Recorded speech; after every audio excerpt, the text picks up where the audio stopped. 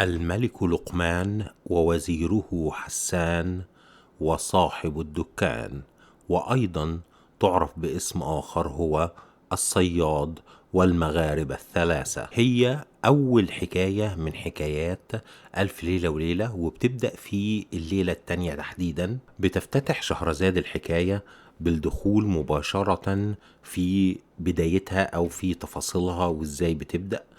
الحكاية بتبدأ بفكرة معروفة جدا ومشهورة في الحكايات سواء القديمة أو الأحدث منها، وهي إن هناك ملك ويريد أن يتنكر هو وزيره لتفقد أحوال الرعية، ولما بيقوم بهذا الفعل بيبدأ يلاقي أحداث تسبب صراع وبالتالي عقدة وبالتالي حل، وبهكذا تكون الحكاية. بعيدا عن السرد الروائي لأحداث الحكاية والليالي المتتالية فيها، طاهر أبو فاشا في الحكاية ديت بيختار نسق روائي معين.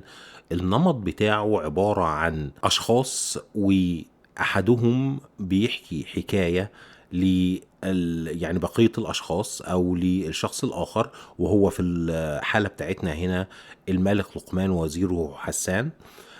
لما بيحاول الملك معاقبة وزيره على جريمة حدثت في عصره، ويعني لا يستطيع الوزير أن يأتي بالجاني في هذه الحالة، وبالتالي بيستسلم لمصيره.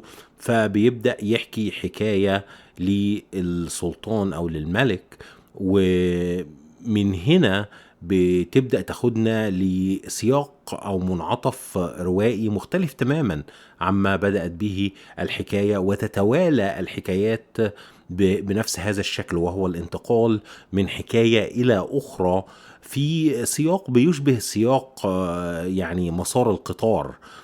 هو بيمر على محطات، لكن في الواقع يعني الرواية الأولى أو الحكاية الأولى ما بتعبرش بالضرورة أو ما بتعكسش معنى أو المغزى بتاع الحكاية التانية، والحكاية التانية لا تفعل نفس الشيء مع الحكاية التي تليها، وهكذا. بعد لما بنسمع الحكاية كاملة بنكتشف ان المقصود هنا بصاحب الدكان، او اللي هو برضو صاحب الخان، وهو لفظ مستخدم كثيرا يعني في الحكايات القديمة، وهو بمعنى دكان او بمعنى محل تجاري.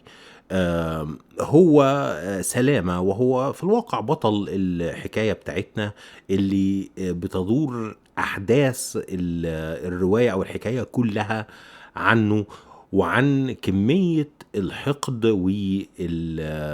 نقدر نقول الغل، نقدر نقول كل الصفات السلبية اللي ممكن تتمثل في نوازع النفس المكلفة من إرادة أن تزول النعمة والكره والبغض من أخوه، على الرغم ان هما الاتنين اخين، لكن نفس اخوه كانت دايما شايلة منه، على الرغم من ان سلامة دايما كان بيحسن اليه وبيقف جنبه في وقت الشدائد القوية جدا يعني. وبهذا نجد ان الحقد هو احد السمات الموجودة في النفس المكلفة التي يتم تصويرها وتجسيدها وإبراز معانيها في هذه الحكاية. أيضا يعني نقطة أخرى أو سمة أخرى من سمات النفس المكلفة هي بر الوالدين أو الوالدة وعقوقهم. فمن جانب بنلاقي إن سلامة بار إلى أكبر حد ممكن بوالدته، وبنجد ان اخوه اللي هو اسمه سالم على النقيض تماما من هذه الصورة.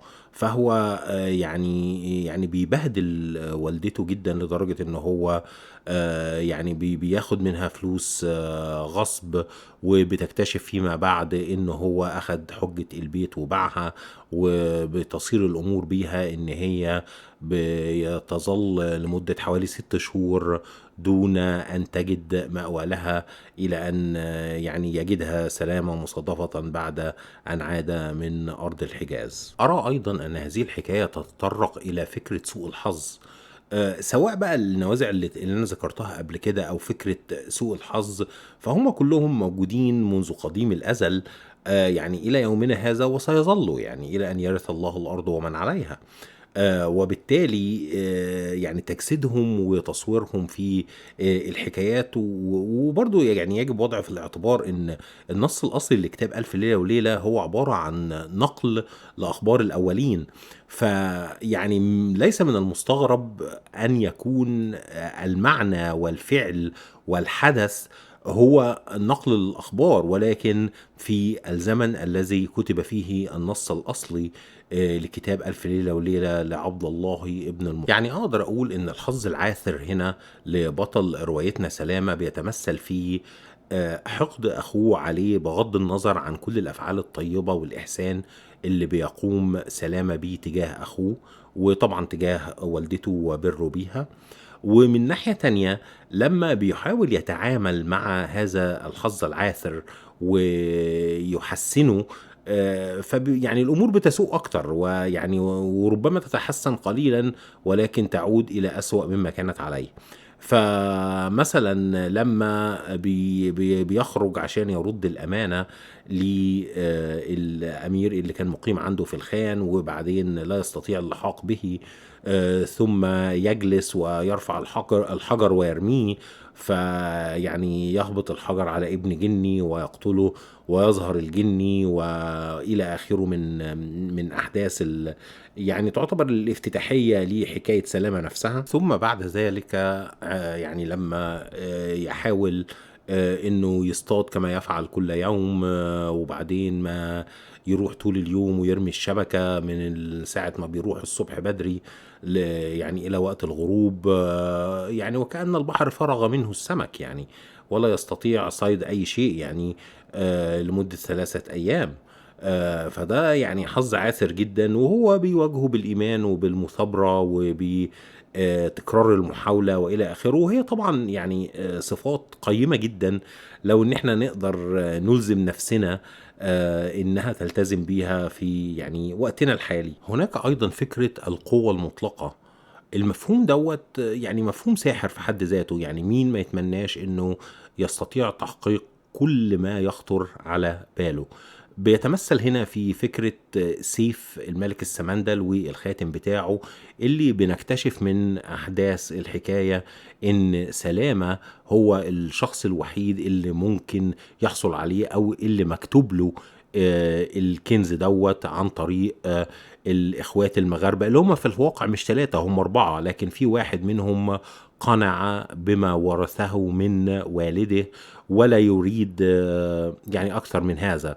الوالد للأربع مغاربة دول كان عنده علم، وكان بيمارس الكهانة والسحر، وكان يعلم فك الرموز وفتح الكنوز. وعلى فكرة فتح الكنوز هو أقدر أقول عليه علم وموجود لحد دلوقتي، لكن العلم الحقيقي في الواقع بيحيطه كثيرا من الغموض، ومش من السهل إن يعني شخص عادي وليس له علاقة بهذا المجال أن يطلع على الأسرار الحقيقية وليست النصب يعني اللي موجودة فيه. أيضا أجد أن يعني هذه النقطة هي إحدى النقاط الساحرة جدا في الحكاية.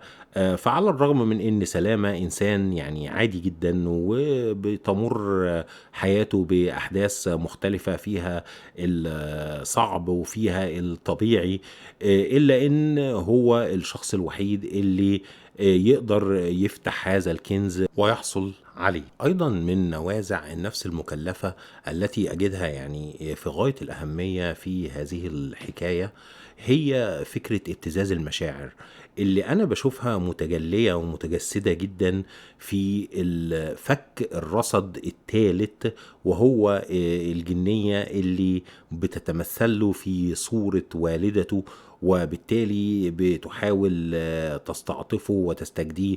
وفي واقع الأمر إن الرصد لا يفك إلا أن يتناول سيف معلق في الهواء ويضرب به رقبتها.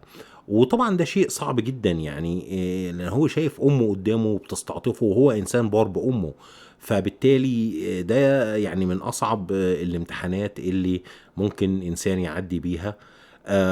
ويعني ربما بيذكّرنا يعني مدلولات دينية. فيعني ربنا يثبّتنا جميعًا. ثم تتوالى الأحداث إلى أبعد من ذلك لتقدّم لنا صورة أخرى من صور نوازع النفس المكلفة، وهي احتكار القوة. يعني لما ملك له شأن عظيم وملك كبير ثم يجد أن سلامة أصبح له سطوة وسلطان، وطبعا أخوه سالم بيذهب إلى هذا الملك ويشي به ويقول له أنه يحوز سيف الملك السمندل وهو يستطيع أن يأخذ ملكك كامل منك دون نزال أو معركة.